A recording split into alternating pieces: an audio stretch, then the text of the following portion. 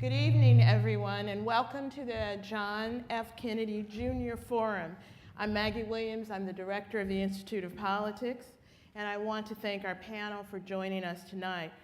Our panelists are public policy thought leaders, contributors, and publishers of a collection of essays entitled Room to Grow: Conservative Reforms for Limited Government and a Thriving Middle Class. I have read the essays, and I commend them to anyone who is interested not just in policy ideas, but in translating policy into action. Our moderator, Kristin Soltis Anderson, will have the pleasure of introducing our panelists, but I have the pleasure of introducing our moderator. But for a few words about her. Kristin is a current IOP Fellow. She is a fantasy football player, former lead singer in a rock band, and one of the most insightful minds in American politics today. A columnist, a Republican strategist, she's the co-founder of Echelon Insights, an opinion research firm. She is a much-read, much-discussed, and much-quoted contributor to the Daily Beast, the Huffington Post, and a number of online, print, and print publications. She was named one of Time's 30 Under 30 Changing the World for her research on changes in our country's elections and voting behavior. And just a personal word about Kristin. Kristin is what my mother used to tell me I should strive to be, a person who says yes.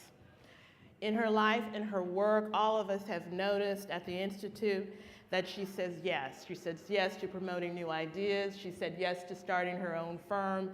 She said yes to being a careful listener. I mean, she listens, she really listens to young people about their lives and the changes that affect their politics and voting.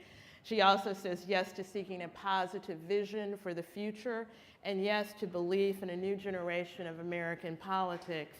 So we are so thrilled and so proud to have her at the Institute of Politics. Kristin. Thank you very much, Maggie. And thank you all for being here this evening. We're in line to have an amazing discussion, I think, about something that's very important to the future of politics. The future of the Republican Party, the future of the conservative movement, and sort of the prospect for ideas, policy solutions, and where that fits in to the future as we're looking to 2014, but more 2016 and beyond. So it is my honor tonight to introduce you to our three panelists. Directly to my left is Ramesh Ponnuru. He is a senior editor at National Review, where he covered national politics and public policy for 18 years. Ponnuru is also a columnist for Bloomberg View. He's a prolific writer, an author of a monograph about Japanese industrial policy, and a book about American politics and the sanctity of human life. At AEI, Ponnuru examines the future of conservatism with particular attention to healthcare, economic policy, and constitutionalism. Ramesh, thank you for being here. You're welcome. Directly to his left is April Ponnuru. April is the policy director for YG Network. Ponnuru has extensive experience on Capitol Hill. She served in both the U.S. House and Senate leadership offices and has worked in the conservative movement. Sort of prior to joining YGN, she was senior advisor to Senate Republican Conference Vice Chairman Roy Blunt, and has been a senior advisor to Roy Blunt when he was House Majority Whip. She's also the former executive director of the nonprofit National Review Institute, founded by William F. Buckley Jr., and was National Review Magazine's vice president. And last but not least, on the end, we have Pete Wehner. Pete Wehner is a senior fellow at the Ethics and Public Policy Center. He writes for numerous writes on political, cultural, religious, and national security issues. And contributes regularly to Commentary Magazine's blog Contentions, as well as for numerous other publications. He also served in the Reagan and George H.W. Bush administrations prior to becoming Deputy Director of Speechwriting for President George W. Bush. And then in 2002, he was tapped to head the Office of Strategic Initiatives, where he generated policy ideas, reached out to public intellectuals, published op-eds and essays, and then later served as a senior advisor to the Romney-Ryan 2012 presidential campaign. Thank you all for being here. So to start things off, one of the sort of central terms that we'll be talking about tonight is this concept of reform conservatism. Many of you, I see, have copies of Room to Grow. It's the publication that was put out earlier this year by the YG Network. It's sort of a collection of essays focused on policy solutions that sort of right-of-center policymakers might have the opportunity to grab onto and to promote. It provides sort of a positive vision for the conservative movement. And with it, this term reform conservatism has sort of moved into the mainstream. Reform conservatism, the first time I heard it, was sort of referring to a collection of very smart bloggers and think tank folks who wanted to see the conservative movement sort of reborn and becoming more electorally relevant, as well as being a fountain of ideas. And with the dawn of Room to Grow, I think reform conservatism has become a more common term. But because it is still sort of emerging, I'm interested in your definitions of it. And Ramesh, I'll start with you. How would you define the term reform conservatism, and why does it matter? Well, I think the first thing to say about reform conservatism is it's a pro-family movement. We decided to have as a strategy to start with the Ponnuru household and then work our way outward. You know, I've never really loved the term reform conservatism, and how exactly it got attached to us all is a little bit lost in the mists of time. People who are identified as reform conservatives have some disagreements about some important matters, but I do think that there are some points of agreement that are important and maybe a little bit distinctive. And one of those points of agreement is that conservatism needs to be updated, that conservative insights have to be applied to the circumstances of today, and too often conservatives have been relying on a program, a set of policies that were designed in the late 1970s and the early 1980s under very different circumstances. And those policies and that agenda don't speak as much to people today, in part because that agenda was successful. We don't have a top income tax rate of 70%, for example, as we did in the late 1970s, and conservatism just sort of has to move on. So that's one point, the need to update and modernize conservatism to apply it to today's circumstances. Another is that in particular, there is a disconnect between conservatism and the American middle class, that people identify the conservative movement and the Republican Party with the economic interests of rich people and big business, to the exclusion of the interests of most people in this country, and that is the central political problem that Republicans and conservatives face today. And when you solve the intellectual problem of modernizing the agenda, you also will go a long way to solving that political problem. April, I'd like to pass this question along to you. How do you define reform conservatism, and why do you think this moment in time is one where reform conservatism really matters? Right. Well, thanks for having us. It's a pleasure to be here. You know, I think it's interesting. So many people in the country are sort of disillusioned with politics. I think part of the reason for that is that there's really tired agendas. You know, that we're working off of checklists. I think both Republicans and Democrats that we developed a really long time ago, and nobody can quite remember why. It's shrouded in the mist of time. Why we are still, you know, pushing some of the policies that we're pushing. And there was a sense that we needed, like Ramesh said, to sort of update that, to think about, you know, first, what are people concerned about? And I think, you know, Pete does a great job of identifying what are sort of the broad base of concerns that most Americans have in this country. And then what are we doing to speak to those concerns? And there was a sense in which Republicans didn't have a lot to offer folks that were in the middle class. You know, we'd have to make a sort of tortured argument about how, you know, if we cut the top rate, then maybe we would be, you know, promoting job growth, and then that would eventually be good for middle class Americans. But there wasn't sort of a sense in which we had something to offer an average voter, and I think that was a lot of it. I think another important distinction to make is that reform actually refers, you know, when we say reform conservatism, we're not thinking so much about reforming conservatism, because I think all of us would very much, you know, identify ourselves as conservatives and very much, you know, out of that tradition. It's offering reforms, right, that come out of our philosophy. And so, you know, it's been a real pleasure to be able to think creatively. And I think that's why it's happening now, is that there's a sense that there's a vacuum in Washington and that we need to come up with some new ideas. And so here we are.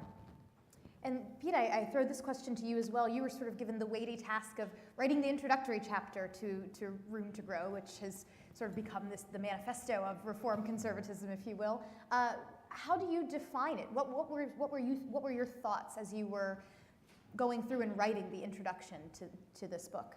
Yeah, thanks again for having us. It's a pleasure to be here, and thanks to all of you for coming out. Mine was sort of an empirical chapter. It was essentially to say, what is the problem with conservatism, the Republican Party, as it relates to the middle class? And it defined it in two ways. One is that there's actually a technical definition for who comprises the middle class. It's roughly 40,000 a year annually to about 120,000 a year. But in fact, the vast majority, 85% of the American people, consider themselves in the middle class, even if it doesn't fall exactly within those parameters. So one was just empirically to try and say, who is the middle class? The second is to try and capture what the mood of the middle class is right now. And that is essentially a kind of entrenched vulnerability right now. And people have a sense that, particularly the last 15 years, have not been good years for them economically. They've been working more and more hours and essentially staying static, flat. Their conditions have not improved. I think that there has been a tendency among some elements within conservatism to try and convince the middle class that they're in better shape than they feel that they are. That usually doesn't work in politics. To some extent, you have to connect with where people are and then sort of channel those concerns. But I actually think, having written this chapter, gone through the data, that there are legitimate reasons that the public feels it the way that they do. We can get into it in Q&A, but there are a lot of seismic shifts, factors that have gone on that you can't lay at the feet of Republicans or Democrats. These have to do with deep economic trends that has caused that. And then the third element of the introductory chapter was, where are the American people, how do they view the two parties as it relates to the middle class? And the short answer is that they don't like or trust either one, but they feel like the Democrats speak more to their concerns than Republicans by a fairly substantial margin. The Republican Party has the reputation among a lot of Americans of being the party of the rich and not the middle class. And so there's an electoral and political problem. So we wanted to, at the outset of the book, to state that. In terms of what reform conservatism is, I mean, I agree with what April and Ramesh said.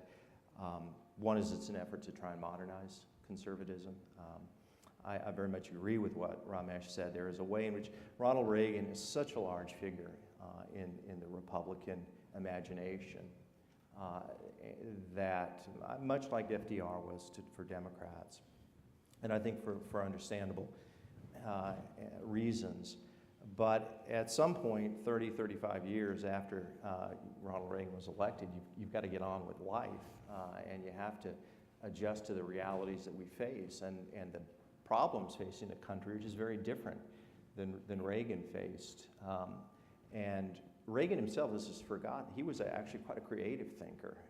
He articulated his agenda to face the problems of his time. So I do think that there's been a problem with that. Two other points briefly, and we can go on. When we talk about reform conservatism, at least as I understand it, it does embody or touch on a certain view of government. Everybody that's a part of the movement, I think, believes in limited government. But I think within the various strands of conservatism, there's a kind of deep hostility in some segments of conservatism toward government, an almost visceral anti-government approach to things. And that's not how I think conservatives ought to approach it.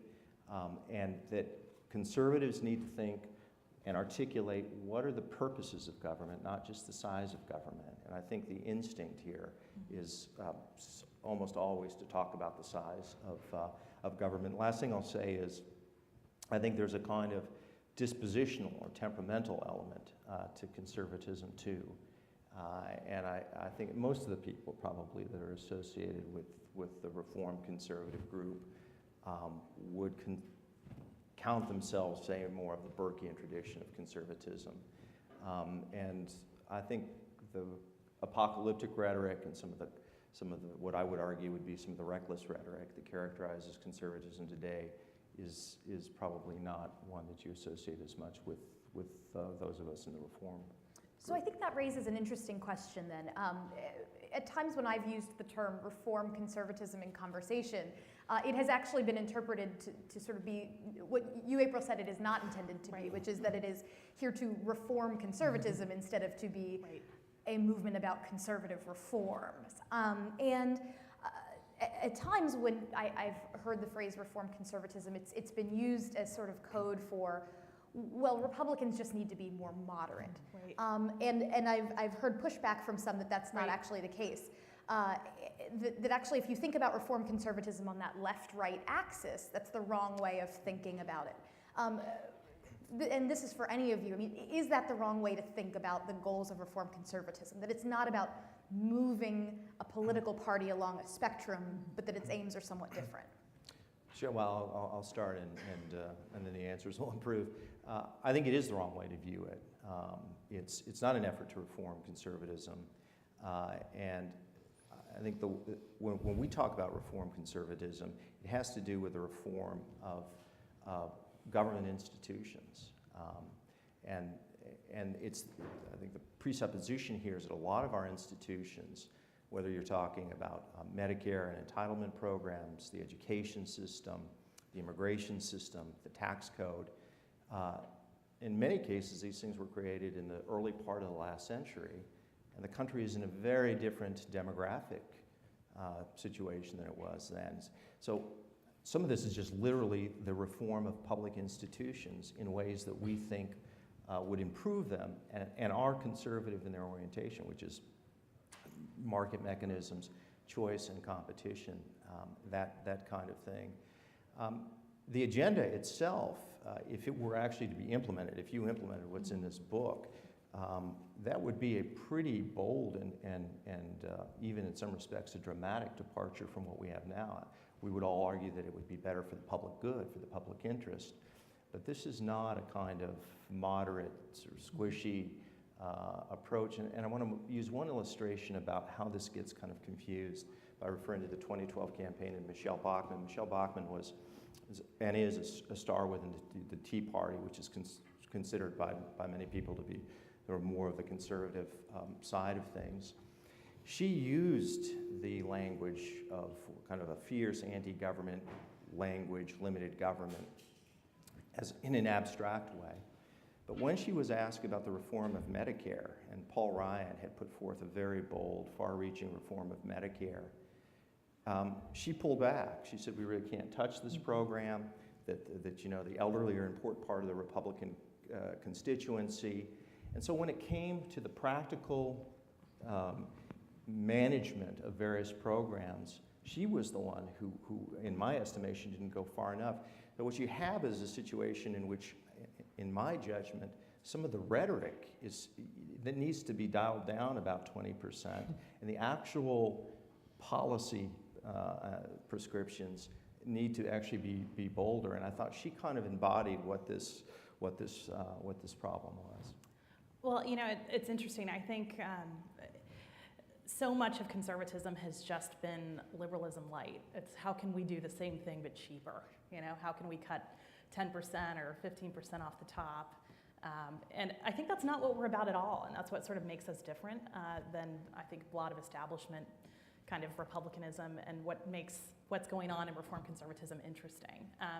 It's a dramatic, I think, rethinking of you know, the purpose, the way that we've designed these institutions, and you know, that they've become cumbersome and sclerotic as they've aged and are no longer sort of fit for our times. You know, we're in an age now where things across the board in society are becoming much more streamlined and responsive to individual concerns.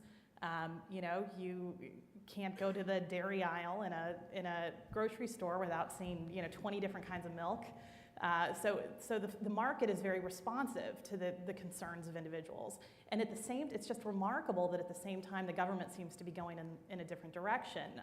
You know, you see with healthcare, right? It's what we've done is taken healthcare in a much more, you know, centralized, you know, technocratic sort of delivery system. And I think what we're trying to do is rethink that. We're saying, isn't there a better way to do this? And one that's more in line with the Constitution and our constitutional framework, but also that's, look, like that's just gonna, that serves people where they live, right? And Yuval Levin does this great job in one of our introductory chapters of explaining sort of where we're coming from in terms of preserving the space between the individual and the government. And that, for conservatives, is where everything that's really important and interesting happens.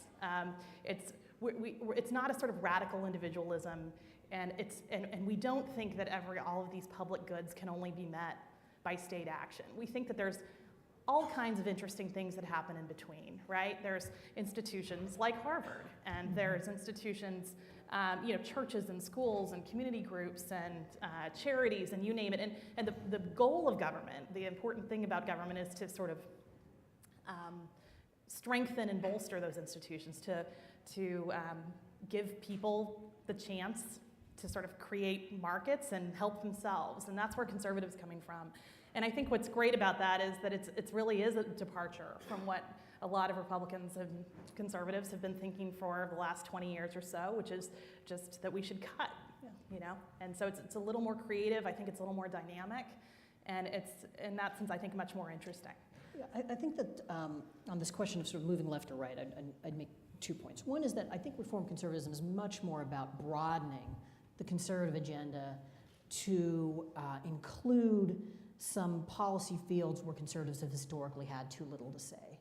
And healthcare is a great example of that, where conservatives have tended to be entirely reactive and oppositional rather than coming up with conservatively rooted healthcare policies. So for example, if you look at the chapter in our book on healthcare that Jim Capretta wrote, it outlines an alternative to the Affordable Care Act, or Obamacare as it's often called, that attempts to get an equal or greater number of people covered with health insurance at a lower cost, with less coercion, less attempt to centrally manage health care.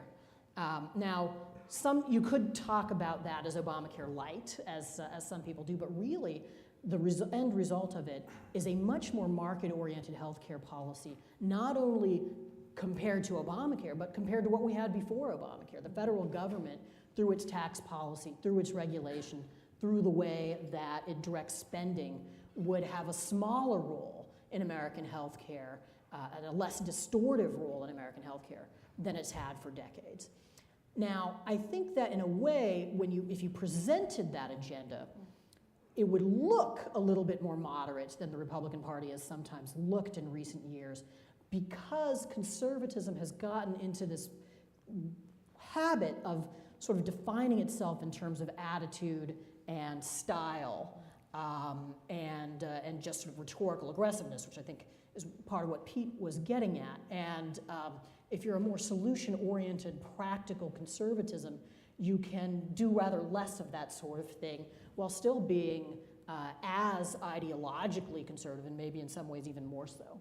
So my next question gets into how this becomes reality, how this goes from sort of the pages of an interesting book and the sorts of things that are written about by the thinkers in our think tanks, and becomes something that the doers, the policymakers, can really take and run with. What are the prospects for reform conservatism, the sorts of things that are written about here, the sorts of things that are written about in incredible journals like National Affairs? I mean, what is the prospect for these ideas to actually become implemented policy sometime within the next 5 to 10 years, and to change the way our candidates for office run? I mean, what is the likelihood that someone running in 2016 is pointing to things from this policy agenda as they're running for president? Well, let's hope good. That's my goal. Look, we've got a couple folks, I think, who most people would put in that 2016 field that are very interested in the work we're doing. I think Paul Ryan and Marco Rubio have both shown interest, expressed interest, and I think that there really are very few people that are considering running in 2016 that wouldn't actually be open to the things that are in our agenda.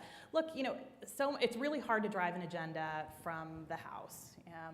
It's when you've got Democrats running the Senate and you've got a Democratic president, and so I have some sympathy there that it's really hard to sort of take something this big and move it. I think what it's going to require is a presidential candidate to sort of elevate some of these ideas.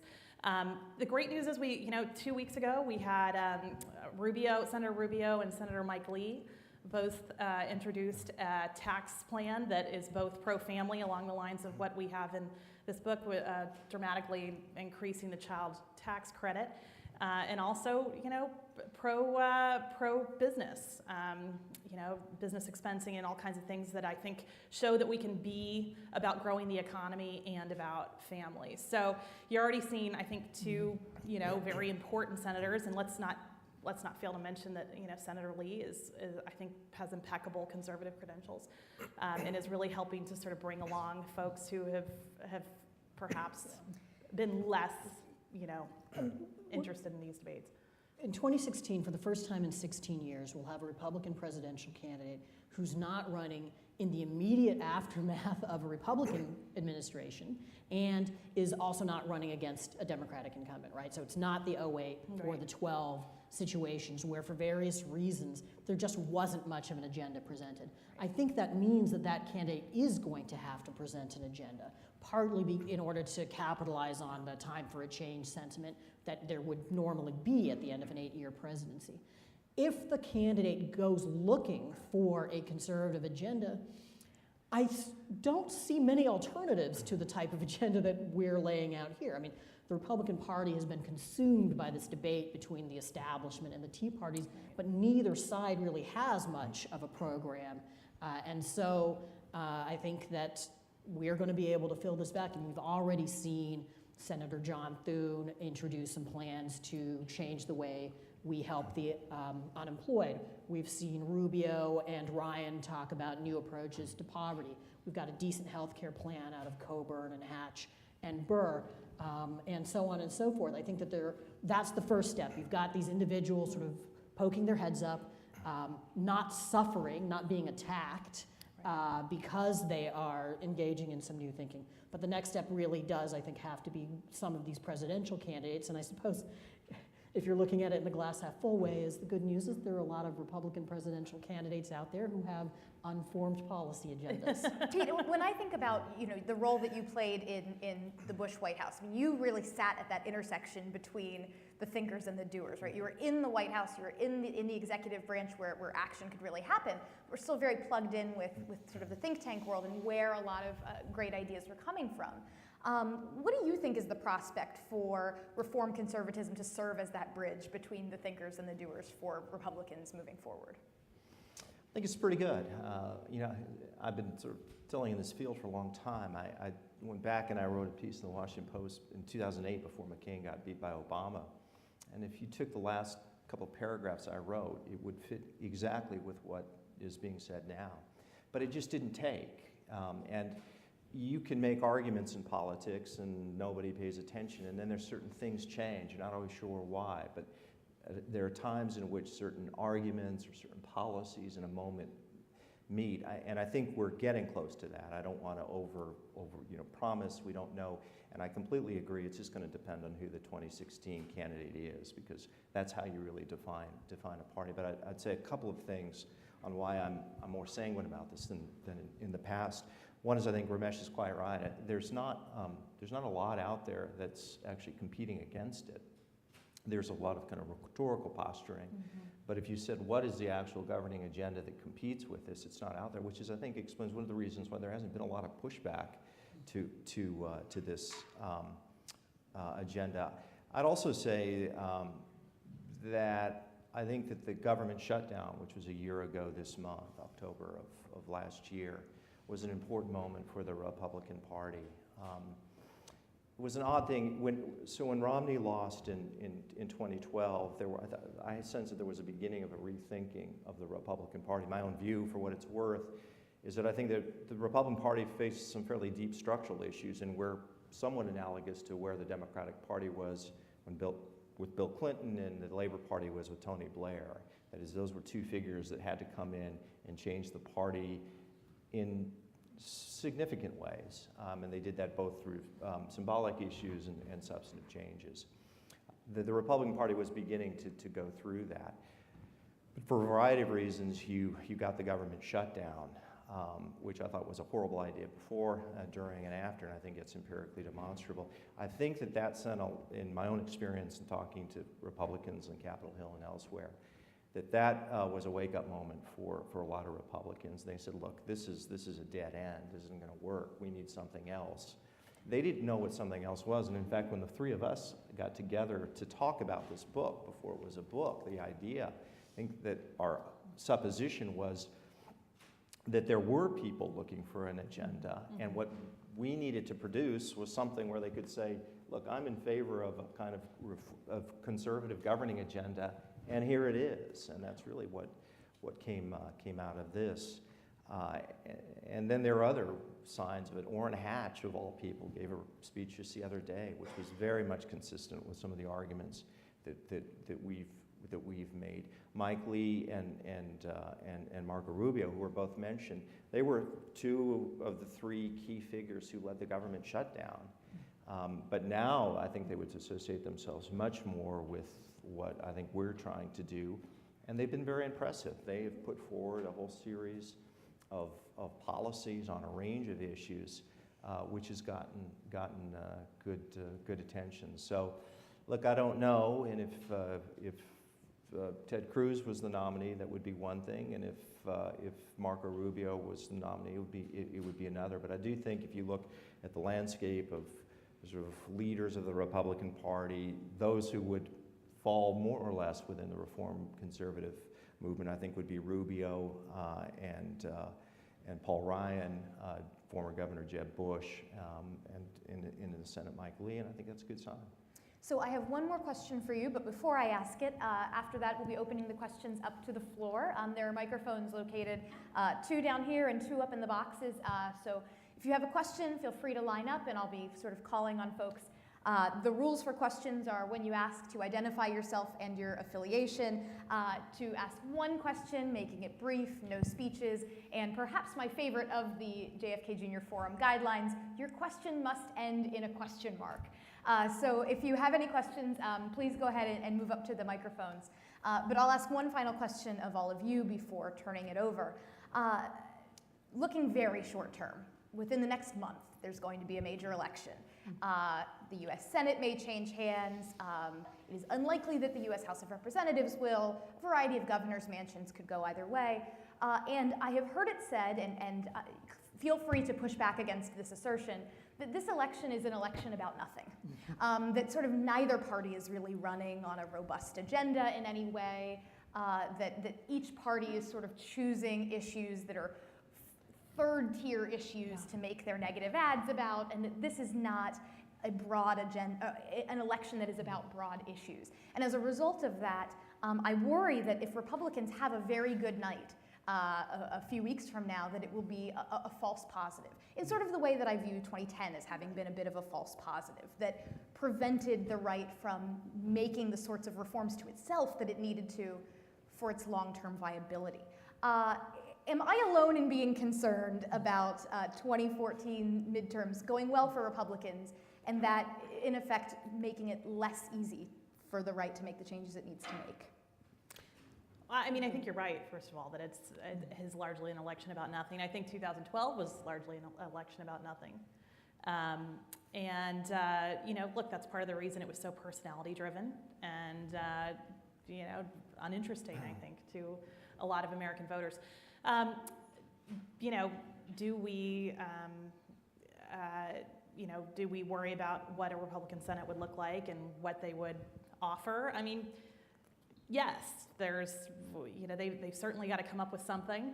They've got to have some ideas to show that they could govern, I think. How many of those they could actually get past the filibuster, I think, is really a question, but they certainly need to have an agenda. And I'd like to think we've got a lot of things to offer them along that score.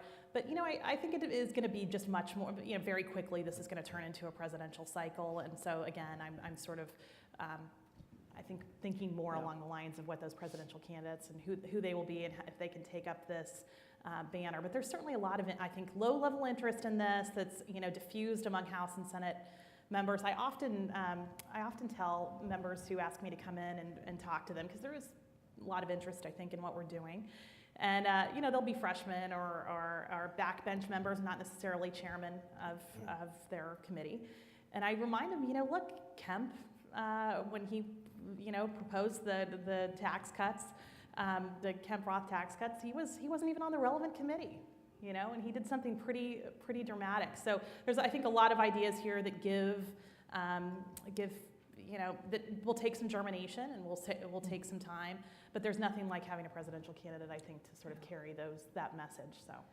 It is a little disheartening the extent to which the Republican Party seems to have made almost a conscious corporate decision not to run on anything, just to bank on the unpopularity of the president, particularly in the states where a lot of the Senate races are happening, to carry them to victory. But what I think is even odder about this political moment is the extent to which the governing party is also running more as what they're against. That's, I think, what the war on women is about, and not really so much on their achievements in the past or what they are looking forward to accomplishing in the future. I just think that is in part a reflection of a kind of intellectual exhaustion. I mean, we've talked, in my day-to-day life, I concentrate on the staleness and exhaustion of a lot of the old conservative agenda, but if you think about what the liberal agenda is, whether it's pre-K funding or raising the minimum wage, this is an agenda that would have been recognizably the Democratic agenda of 1938 or 1965. And it makes me think that if a party were to offer some new ideas and were to talk to people the way they understand themselves rather than the way the Republicans often do, which is to talk to people as though they're all budding entrepreneurs, or the way Democrats sometimes do, which is talking to people as though they all think of themselves as victims in need of rescue by the federal government, well, then I think that party could have a lot of potential to form a new governing majority. Yeah, I'd say a couple things on the election being about nothing. I'm probably a little bit more sympathetic. I tend to think that midterms tend to be elections of nothing by what you mean in terms of the question. I think if you go back to 82 or 86 or 98 or 2006, those were largely elections, I think you would say, of nothing. It's the nature of what midterm elections are. And a lot of these races are local, and things that we may care about because we follow national politics. There may be races, certainly on the district level, when you're running for the House, that'll interest people that doesn't interest us, and we think, well, this isn't about nothing. Second, I do think the Affordable Care Act is a big issue in this election, and that ain't nothing. That's something. It's the biggest transformation in terms of transformative programs since the Great Society, and that matters. I do think that there is a habit of mind within the Republican Party that just is somewhat reticent and afraid about putting forth kind of bold ideas or speaking as a party to put them forward. And I think there's a calculation here, and I don't even think it's necessarily a wrong calculation, which is that the president is so unpopular and the political environment is so toxic that the Republican Party can do quite well just focusing on him. Now that's arguing against interest slightly in terms of my own view on these things, because I'd rather have a positive governing agenda. But they may do well just making this a referendum on the president. But I do agree with you, Kristin, that you say false positive. The term I've used is a false dawn. I thought 2010 was a false dawn. The Republicans and the Romney campaign made the judgment that this huge historic election in 2010 for Republicans showed that the public had made a judgment about Obama and Democrats, and that they could run and win on a presidential level based on making this a referendum on Barack Obama. And that not only didn't work, it backfired badly. Obama won 11 out of 12 battleground states. So the concern here is that Republicans do take back the Senate, and they think we can do this again. 2016 will be our time. We've now had an unpopular two-term president, and things will just sort of inevitably go our way. And I just don't think that's the case. There's a big distinction between winning on a presidential level and winning at a midterm level. And if Republicans do well in 2014, in 24 days, whatever it is, and they think, well, we can go kind of de minimis on the agenda and on the presidential side, I think they'll rue that day. If I could just add one more thing. Sure. I have nothing against negative campaigning. There's a lot to be negative about. But on the Affordable Care Act, Republicans are running as people who are hostile to the Affordable Care Act. They're not running as people who have any serious plan to repeal it or replace it or reform it. And that's what concerns me. That I have no objection to running a campaign which, when you're talking about healthcare, is 80% a negative message about the Affordable Care Act. But I do think you need that additional 20% that closes the case by saying, and there's a better way. Right, I agree completely. So I think now it's time to turn to the audience. I'll start up here in the top. If you wouldn't mind, again, please identify yourself, your affiliation, keep it brief, end with a question mark. Okay, awesome. Hi, my name is Aubrey. I'm a sophomore at the college, and I'm the publisher for the Harvard Salient. So I was wondering who you think that reform conservatism will most appeal to. Do you think it'll be non-voters or people who are usually on the fence and you can craft it to appeal to them, or will it be mostly for members of the party currently who are looking for something to get behind? I think it could potentially have pretty broad appeal. If you think about, Peter was drawing the parallel to the position of the Democrats in the late 1980s and early 1990s and needing to reform themselves. If you think about the great sort of breaks with the past of the Democratic Party in 1992. It's when Bill Clinton comes out for the death penalty, for ending welfare as we know it, and comes out against Sister Souljah, who had called for black people to not kill each other but kill white people instead, if I vaguely remember the way that went down. Well, none of the Clinton positions were unpopular among rank and file Democratic voters. They were things that raised hackles among a thin slice of Democratic activists. And I think that we are in something of a similar position in that rank and file conservatives are not tied to the idea that we should never have our own health care plan. They're not tied to the idea that our tax policy has to be single-mindedly about bringing the capital gains tax rate and the top income tax rate down. So I think there is a potential to unite most conservatives with the public at large. And you'll notice also that when we talk about demographics, we're talking about a group, the middle class, which is essentially the entire electorate, right? 85 to 86% of the public. It's not an attempt to slice the electorate into tiny bits and say we're going to move the dial up here and here. It's an attempt to say, look, we can raise our standing across the board by seeing as people who are in touch with most people. And that way I think you can do better among young people, you can do better among women, you can do better among Hispanics, et cetera, without having to have group-specific appeals. I'd just say quickly, I think most of what it needs to do is to pull in people that are not now voting for the Republican Party. Republicans, just on a presidential level, are not winning enough votes. They've lost 5 out of 6 of the last 6 presidential elections on the popular vote, and 4 out of 6 on the electoral side. And the country is changing. It's changing demographically. It's changing in a lot of different ways. And right now, the Republican Party is in a position of having to persuade people who are not now voting for them, but who could vote for them. And that's really who they have to bring over. And I do think, in terms of temperament and mindset, I mentioned that earlier, you find, this is very kind of rough and simplistic, but you do find in politics, politicians, when they speak and how they carry themselves, they have 2 different groups in mind. Some people think of the base and speak in ways that are meant to sort of energize and rally and excite the base. This is a kind of preaching to the choir. And other people think of folks who are out there who aren't with them but could be with them. And it's the language and the tone and the agenda of persuasion. It's okay to be the former if you're the dominant party in American politics, but that's not the Republican situation now. So they've got to bring people over now. So that's one. Second is, I just want to underscore what Ramesh said is very important. if you look at the examples of people who've successfully reformed their parties, and the recent ones would be, I think, Clinton and Blair, they didn't detonate the base. They were careful about it. If you go back and study what Clinton and Blair did, they didn't declare war on their base. They took certain issues, also a lot of times like Sister Souljah and welfare reform, which were symbolic. Some of them were substantive, some of them were not, but it was meant to send a signal to the people who weren't voting for them. We get it. We're in some important ways a different party. We're going in a different direction. If you've got somebody that decides that they want to declare war on the base of the party, that's just going to be a disaster. Question from over here?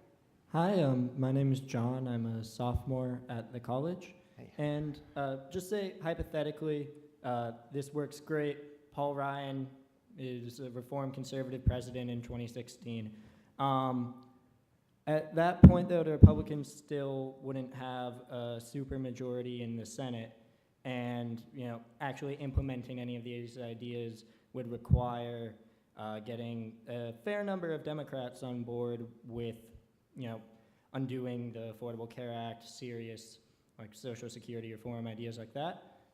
So what is the sort of long-term plan for actually getting from beyond just having a president to implementing these ideas in actual law? Wow, I love that you're just giving us a president, because that would be Does make be things amazing. easier, yeah. And look, maybe we get to a place where we have enough numbers in the Senate. I'd certainly like to think that's possible. But there's a lot of ideas in here that I think Democrats could get on board for. I don't see any reason why they should be opposed to an expanded child credit. I think healthcare is going to be tricky. It's going to be really tricky. But, the force of some of these ideas and the logic of them, I think, is, there'll be a constituency for them. And, we'll just have to fight one battle at a time. Some of these things you can fight out in budget reconciliation processes where you can do it with, a slim majority. But no, I think we're just obviously going to have to build support. I mean, that's something that takes time and, a lot of political capital.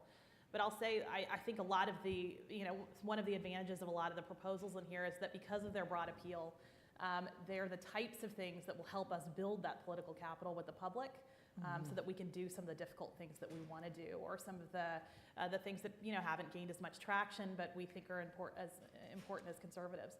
And so, hopefully this kind of attractive agenda will give us a little bit more capital than we've got right now. I can attest to the fact that at least some Democrats are surprised by what they see in here. I've been on MSNBC and I've talked about sort of the stuff from Michael Strain's chapter on unemployment and job creation, and I've talked about he views there as being a role for the government in terms of unemployment insurance and possibly wage subsidies and to deal with long-term unemployment. And I get these looks from the hosts like, that can't possibly be a conservative who said that. But I think there is actually a lot in here that isn't just for the right. Well, it's like Pete said. I mean, it's sort of unorthodox in some senses, right? This is we like to think of it as very much sort of conservative.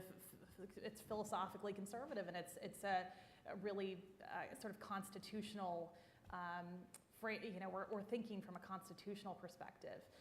But that also means that we think there is a role for government, and it's to, it doesn't mean that the answer is always kicking them out. It means that maybe we just need to reimagine the ways that we deal with some of the problems that face us, and to empower, and empower again those, the civil society. Well, of the chapters in the book, I think you've zeroed in on the one. Healthcare is the one where it is hardest to picture some kind of bipartisan resolution. The rest, I think you can see it. On healthcare, the one thing I would say is, we have this idea that the Affordable Care Act is becoming more entrenched. And obviously there are important respects in which that is true, but there's also an enormous amount of flux surrounding the Affordable Care Act. It is a little bit of a moving target. And I don't mean by that merely that which parts of it are actually implemented seems to be at the discretion of this administration, but also even looking at the terms of the law. The IPAB, Medicare Rationing Boards kicks in the next presidency. The Cadillac tax kicks in in the next presidency. Apparently, the individual mandate and the employer mandate are essentially going to kick in the next presidency. So I think, and then also in the next presidency, the subsidies to the insurers that have made the thing work to the extent that it has worked disappear. So I think that in a lot of respects, it is hard to say what the system is going to look like in the year 2017, even if there is no further legislative action. And it could, in some ways, reopen the argument in the Congress in a way that's just unavoidable. And I don't mean to minimize how important healthcare is to liberals, because I do think it's like the crown jewel of liberalism, and they'll be hard, we'll have to wrest it from them. But I do think that, look, if there's a, it hasn't had a day of popularity, right? It hasn't had majority support since it was enacted. And I think if you don't have a president that's sort of, pushing you to hold the line on, I think there's a lot of possibilities for reforms where we could sort of hopefully dismantle this thing piece by piece and put together a plan, if we have a vision for healthcare that is just more appealing to the public. Great, let me go ahead and get a question from over here. Sure, my name is Rick Corbett. I'm at Harvard Law School. Considering the enormous success of the gay rights movement over the past 10 to 20 years, and also that a third of gays and lesbians voted for Bush in 2000, how do you see the Republican